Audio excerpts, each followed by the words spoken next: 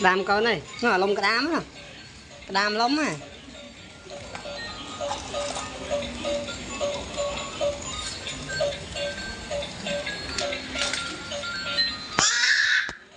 Lơ có lăng với nhá, nó về ăn trơn á, về ăn trơn con nè, về ăn trơn nữa, về ăn trơn nữa, về ăn trơn, lực chân lá qua này, về ăn còn chuyện chơi cái này, trơn, trơn,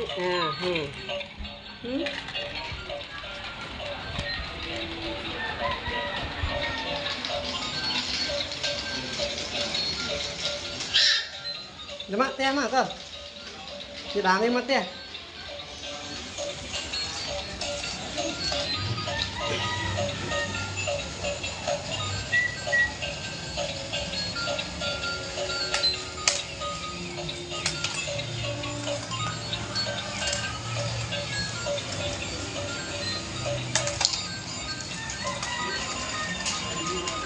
Đây cái đàn nó lét mà, thấy không? Đây mình, thằng cháu với nhá con.